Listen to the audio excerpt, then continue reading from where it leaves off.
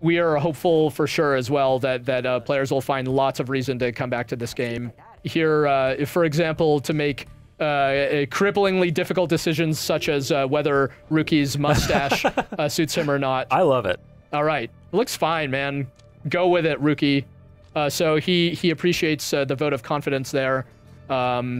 Helps give him a little more... If you say you're not feeling it, does he like shave it, but then the next time you see him? As a matter of fact, yes, he does. That's hilarious. Yeah. Hello, everyone. Welcome back to PlayStation Underground. Today's a very special day for me. I'm excited for this one. I'm joined by Greg Kasavin from Supergiant Games. Hey. Thanks for being here. Absolutely. Glad to be here. We're here to play Pyre. Yes, we are. Which comes out very soon. Let's dive straight in. Let's indeed. We're going to start the campaign. Just starts right off. Already just incredibly beautiful. Thank you. That is the work of our wonderful art team of 3. Yeah, we're a small studio based in San Francisco. The whole art team is 3 people? Yeah, the whole team is 12 people. So, wow. So our art team is an appreciable chunk of our entire company. But yeah, we Supergiant is best known for Transistor and Bastion, our previous 2 games. This is our 3rd game. It's our biggest game ever. It's turned out to be that way. Now that it's done, I can say such things with certainty. But yeah, we kind of start you right off. You discover here that you are an exile sent to this land called the Downside to live out your remaining days. Uplifting. Yes, our games have such a uplifting quality. It's a narrative. Our games have always had a big narrative component. This one is no exception in that regard, and you're initially meeting some of these characters. You don't know who they are, you don't know why they're wearing these weird masks and robes. And they're kind of debating about what to do about you. You can interact with the game in these various ways and, you know, choose the gender with which these characters refer to you and things of that nature. That's a really cool way of handling that. Thanks, yeah. We like to, our previous games, you know, have really heavily relied on voiceover for the narrative. In this game, we wanted to play with text, which is a more traditional means of delivering stories in games, but we wanted to do interesting stuff with it as well, and that involves doing it. We're just meeting our friend Hedwin here. We'll discover his name in a second. Do you feel like... Oh, yeah, there we go. Yeah, so we have these, you know, this ability to kind of like get reference material at any point in the game just by kind of like an interactive glossary as you're going through. Yeah, cool. Do you feel like working more with written text rather than writing something as to be read or narrated? Do you feel like that's affected your writing style when you're putting all this together? Absolutely. I mean, this game, a big part of the reason we wanted to make this game was to make a game with just a bigger cast of characters. I've never been able to write like dialogue between characters for our games, essentially because they've relied so heavily on narration. And here we just have, it was really fun to work on, of just having a big cast of characters coming up with what are all the different relationships and all the different combinations. You know, how would Ruki and Jodariel here interact versus how would Ruki and Hedwin, every combination having some of those interactions come into play, and that's made possible by having a narrative in this way. So he's asking if we can read. No way. The reading turns out to be kind of a dangerous thing in this world. But they know we're full of it, and because that's why they found us there in the Downside, and they need us to read something for them. We can kind of poke around in their wagon here for a little bit. If we so choose. What if it was just like a phone book? Yeah, well, then it would be a much shorter game. Or actually, it'd be potentially long, depending on how you had to interact with the phone book. But here's the strange book. I see that you were messing with some of the like spider webs in the corners and stuff. That's cool. You'll find, you know, not to get too far ahead of ourselves, but this wagon sort of becomes your home base in the game. But first, we're discovering this artifact called the Book of Rights, and we learn here that despite the implication that we're in this land that is inescapable, there is a way to be free from it again. And these characters seem to know something about it, but they can't read the book. They need you for that. The book has mystical properties, and we'll discover some of them now. I see that cool like star design that's in the logo of the game and everything. That's pretty prominent. That's on the cover of the book. I've seen it. It was on one of the pages there. You'll see it prominently here as well. Tamper with forbidden knowledge. So soon after your sentence into exile. 'Tis true what the book says. You can be free again. Perhaps not you yourself, but someone worthy of the privilege. You witness now the path toward salvation. You witness the rights, the one way to return to glory. Though in your case, I hardly think it possible. Yet, by the grace of the scribes, it is my duty to inform you anyhow. So, that is the voice, rather mysterious character. Our characters are here now in their masks and raiments, and they're discovering something called the Rites. The Rites is this mystic ritual competition through which the worthiest exiles can be free from the downside, but in order to be free, they need to prevail over their adversaries, and here we're going to learn how to conduct the rites for the first time. So this is all you know, we're just learning here, so it's pretty low key. Yeah, sure. Well, we've seen some multiplayer action, and we've seen how crazy this can get. Yes, it absolutely picks up as soon as you meet your adversaries, who also very much want their freedom. So a big thing in Pyre is you get into these situations where you're up, all the adversaries that you're up against are their own unique characters who also want to be free. So you get into some fun situations as a result of that. We wanted this big cast of characters with kind of recurring bad guys where they'll remember what happened the last time you encounter them and stuff like that. Yeah. But and there's quite the cast of characters throughout the course of this game, too. Yeah, absolutely. Like our previous games had, Bastion and Transistor have these relatively compact stories. With very few kind of very focused on one or two principal characters, whereas in Pyre it's a multi-character game, and kind of dealing with the different characters in your group is a big part of the experience, as well as interacting with all the different adversaries who you'll face. Oh yeah. So yeah, like you make an interesting point. Bastion and Transistor felt a lot more isolated, felt very lonely.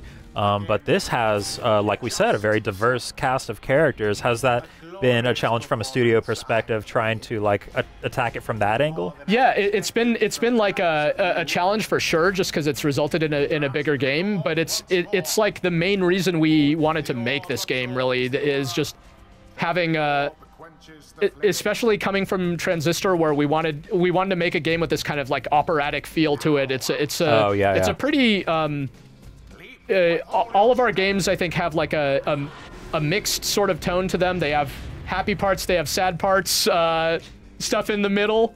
Transistor has like a darkness to it. And despite in this game, despite it starting off in this sort of dark time where you've been exiled, it's really comes down to you on almost like a fantasy road trip with your exile pals, this kind of gang of misfits that you get to meet. And we really wanted a lot of it to be about the kinship between these characters and how they have to work together to achieve their goals. Nice. So it's I think players will, I hope they'll be kind of very pleasantly surprised by how some of that plays out.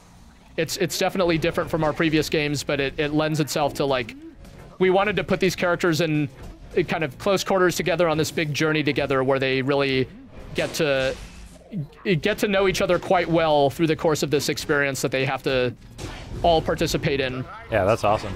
So I saw you pulling off that timed like pulse blast with your aura there. How reliably can you pull off that perfect timing shot? I can do it pretty reliably. But it's one of those things. Yeah, the casting your aura. This game is all about making, when you're conducting the rites, it's all about like making the right decision at the right time.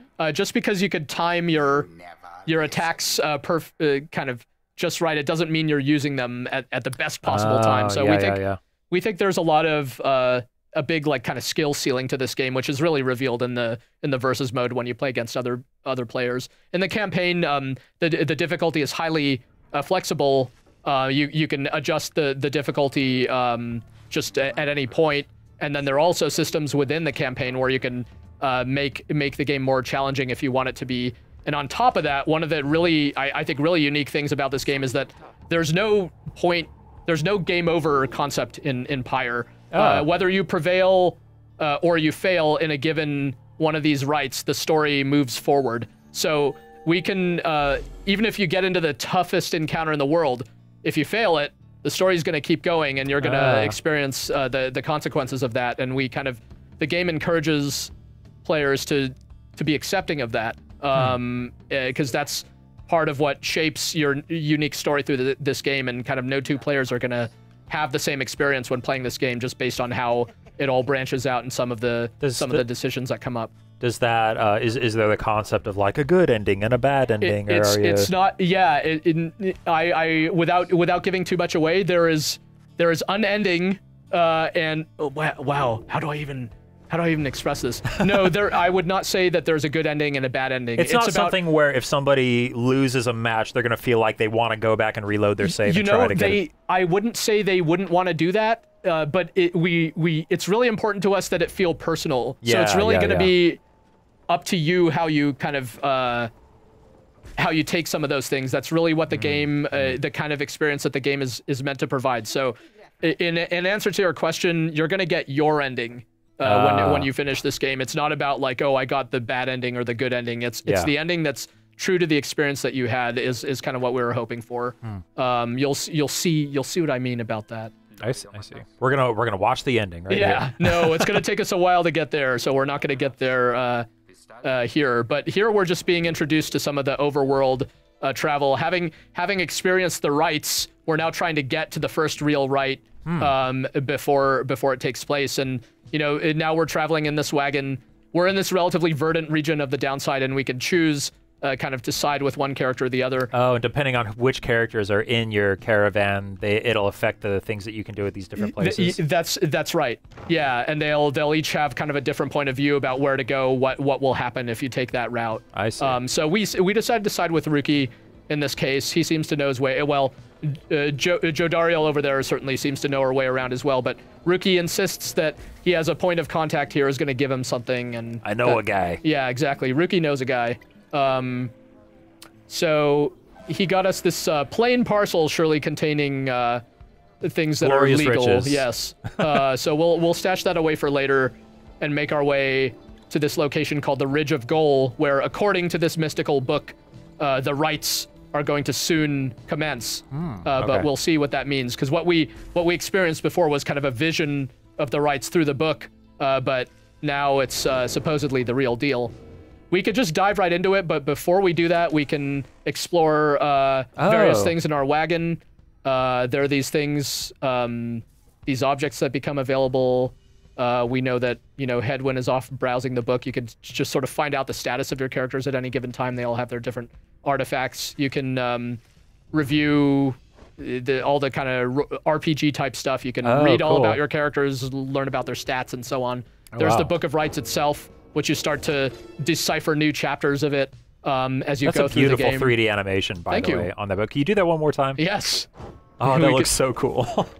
Yeah, so you start to uncover this book and learn about why this artifact is so important to this world. And of course, you can interact with some of your buddies here.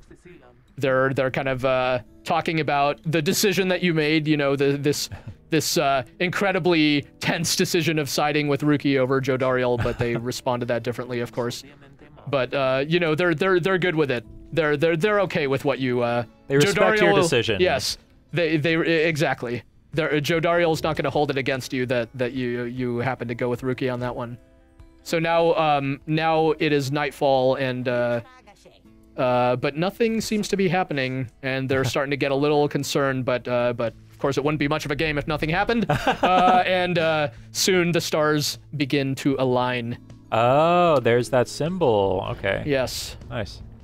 And we will dive in here to our first real write and meet our first real adversaries and see what happens. Get some more of that glorious narration by Logan Cunningham. Yeah, Logan Cunningham, the voice of both Transistor and Bastion, in a very different role here. It wouldn't be a Supergiant game without him. That's right. I still don't believe it's him. Yeah, yeah, Logan does this voice. He plays multiple characters in this game. Putting him to work. Absolutely, putting all of us to work. In addition to this character that you hear very prominently here, we have this whole fictitious language that we created for the game. You hear the other characters speaking it. Yeah, I was going to ask about that. Yeah, so Logan also provides the voice of the character we'll meet here momentarily. This character here. Oh, okay. That is also Logan's voice, as a matter of fact. So did you write this language? Was that you? Yeah, I wrote this language. Is it like, did you put a ton of thought into it, or did you just kind of like throw some sounds together? I would sooner go with the former. It was a pretty big part of this project. Wow. Yeah, there's a whole, it's a whole, you know. Are you able to speak it fluently? It wasn't meant to do that. I'm short of being able to speak it fluently. It's like Latin. It is like Latin. In fact, Latin is one of the influences on it. Okay. But yeah, it is definitely. We wrote real lines for it, and there are thousands and thousands of lines in this language because we found even though the story presentation heavily uses text. We found that giving these characters a voice really brought out their personalities a lot. Yeah. So here, Lendl is trying to march in and extinguish our pyre, but we're not going to let him do that. Looks like three of the same character. They're all these kind of human characters. Yeah, that's Lendl and his cohorts there. So like the same archetype. Yeah, that's right. Each of the different kind of races in the world of Pyre is important to the story and the world of the game. You'll learn more about that, yeah, as part of the story as to kind of, and you'll kind of end up meeting characters of a variety of these different races or archetypes, however you want to put them. But yeah, the earlier on with this triumvirate we're facing called the Accusers, they're kind of pretty standard, just these kind of human dudes. Oh, and he's distracted there. He was busy trying to take out Rookie there while I got in and seizing the opportunity. Yeah. So now he's mad. Hear me, Accusers. Yeah, they're gonna try some trick here, but so they what that Lendl did to deserve his exile? Oh, so the narrator is kind of like giving us some little bits of the story in the middle of the match here, it looks like. And that was our opportunity to learn about how, in addition to plunging into the pyre, just kind of running in with the orb, you can fling the orb as well, which has certain advantages. Looks like you got fewer points for it, or was it more you have points? to charge it up. You'll see a number start to kind of tick up. So it takes some setup time, but the really big advantage on it is that your character isn't banished for the following round, whereas normally you're kind of down a character. Oh, nice jump. After dousing their flame. Nice. I see potential for some esports stuff here. Like, I remember seeing people playing this at PSX, and they were going wild playing it at your booth. Yeah, it was awesome to see. We think the versus mode has a ton of potential for sure. We, the style of this is essentially the battle system in Pyre. A lot of RPGs have their own unique battle system. This is ours. And we wanted it to be a deep and interesting and an exciting system. So we spent so much of development getting that system to feel really interesting. So here, after we conducted the rite, our characters gain enlightenment, which is essentially experience. Gotcha. Joe Dariel has just risen in rank as a result of gaining enlightenment. And here is one of the ways in which you can customize your character.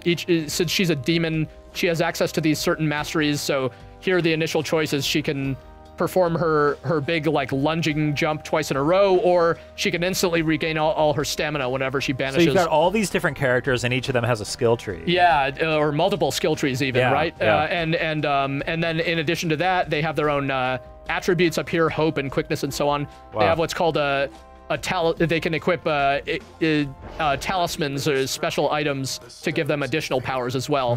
And very early on in the game, you have to start making choices around which characters to even bring into a right. So the different combination of characters that you put into the field really affects the gameplay as well. So we wanted there to be a lot of richness around those choices that you're making. Which characters you put together, you know, affects both the story and the gameplay, all kinds of stuff like that. And so for us, it's kind of there's so much richness that comes out of all those different combinations. I remember in Transistor you had all this flexibility in the battle system as well, but you could kind of swap stuff out on the fly. Is it going to be similar here, or are you talking about more lasting decisions in this case? It's kind of a combination of the two. We want players to feel free to experiment, so we don't like to lock players out of stuff completely, but we want in this game particularly, we want there to be a sense of permanence to some of your decisions as well. You'll see what I mean about that. Okay, cool. But here, Hedwin is asking, you know, we've managed to conduct this first right. We'll ask him why he was exiled.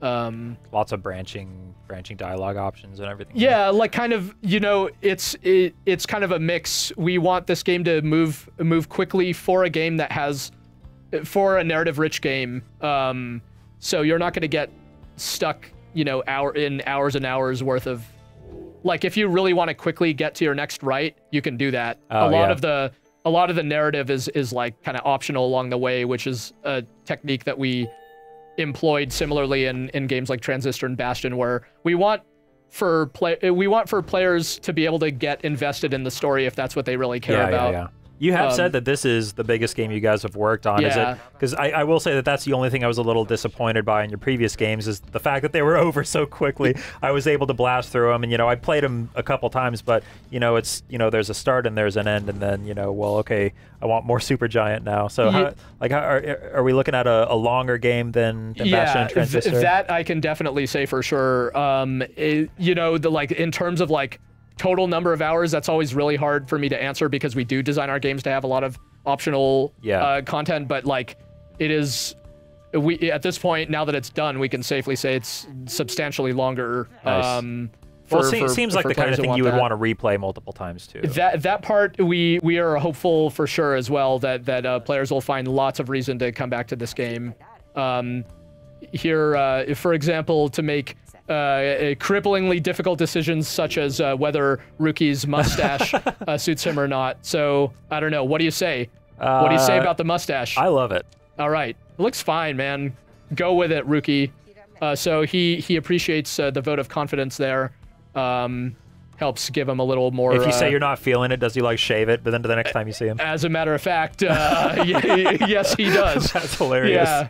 So that's, you know, it's while it's I think a funny moment, it's also an important moment for us, where it's just kind of suggestive of the kind of interactions you can have with character. Like, not every interaction that you have with characters is the most end of the world, you know, severe thing on the planet. Like, we want for there to be situations where you just get closer to these characters and feel like they're your friends. I love how the caravan just kind of like jumped off the edge. Yeah. Take the quick route. So before we continue our journey here, before we give too much away, I think maybe we should let folks discover what happens next in Pyre for themselves when the game launches on July 25th. Yep. Is there anything else that you wanted to say to fans out there before we let you go, before the game comes out? Yeah, I would just say we really, really appreciate the support that folks have shown us. We're still here because of the tremendous support that Bastion and Transistor got from folks out there. So for those of you who enjoyed those games, or if you haven't played them also, we hope you'll find Pyre to be surprising and exciting and just kind of the kind of game that leaves a lasting impression on you in a positive way, I hope, long after you're finished playing. That's always the kind of game we want to make, no matter what form it takes. So we're really, really excited to see what folks think about this one. Well said. Thank you very much, Greg. That is Pyre coming to PlayStation 4 July 25th. Thank you for watching, and we'll see you next time.